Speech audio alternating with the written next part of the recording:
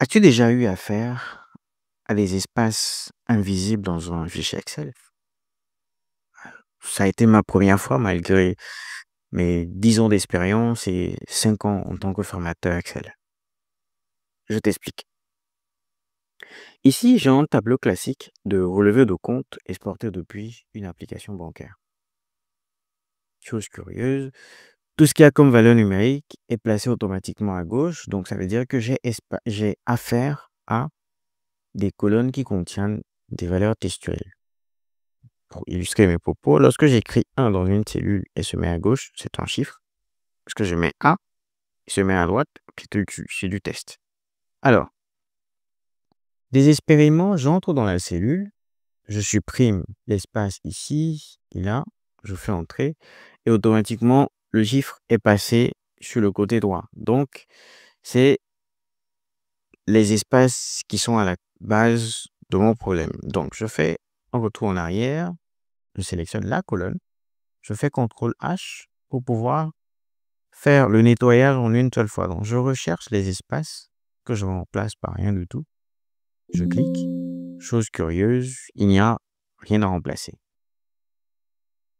Alors, je vais utiliser les grands moyens. Je sélectionne mon tableau et je vais aller activer un utilitaire supplémentaire disponible sur Excel depuis la version 2016 qui s'appelle Power Query. Donc, je clique.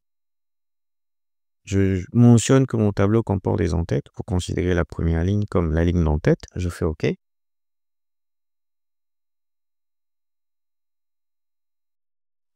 Et ici, je me retrouve dans l'éditeur Power Query. Toutes les colonnes ne me sont pas utiles, alors je vais choisir de n'en garder que ce dont j'ai besoin.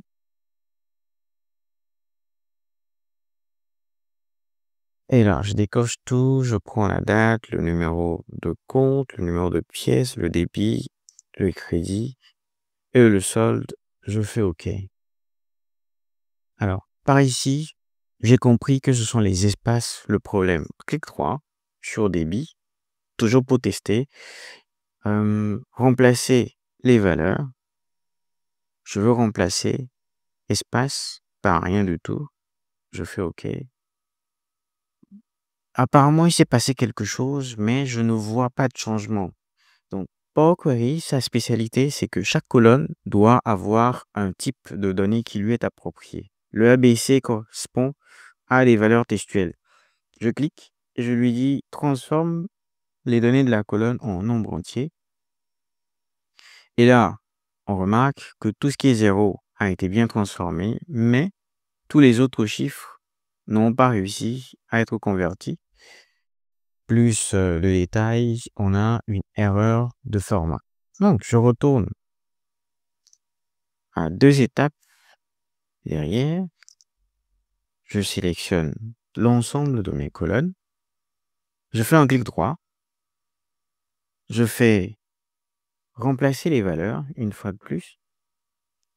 Et là, je vais dans les options avancées. Je clique sur remplacer à l'aide de caractères spéciaux. Et là, en regardant, je tombe sur un élément qui m'est complètement étranger, que je trouve pour la première fois. Espace insécable. Je clique dessus. Et là, je retrouve un code que je ne connaissais pas avant. Alors, je vais rechercher cela dans l'intelligence artificielle que j'utilise un peu plus souvent.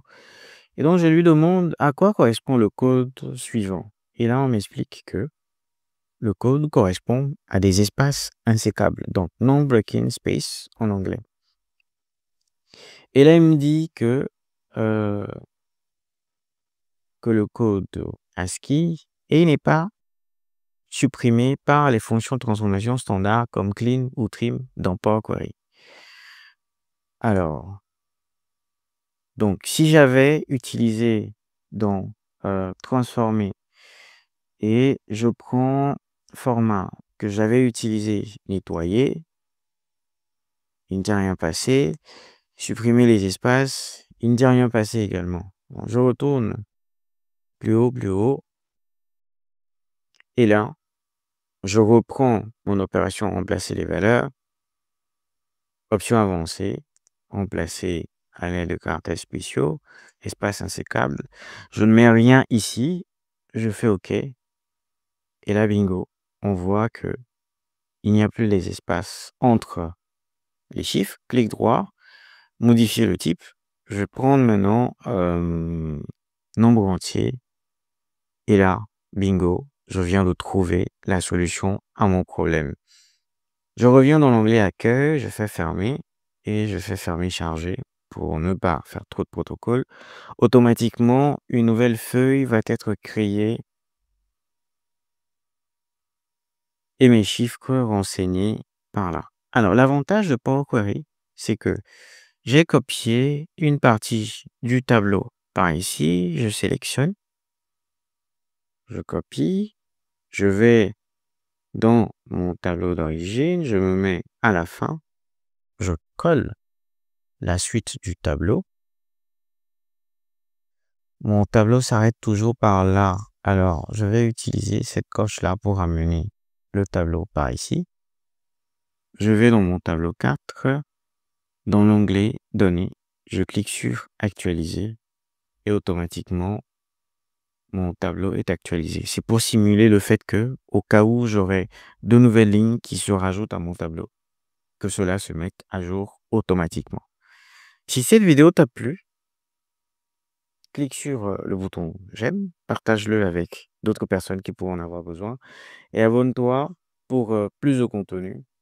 Si éventuellement connaître plus de choses sur Power Query t'intéresse, écris Power Query dans les commentaires et je me ferai plaisir de refaire une autre vidéo. Ciao, ciao.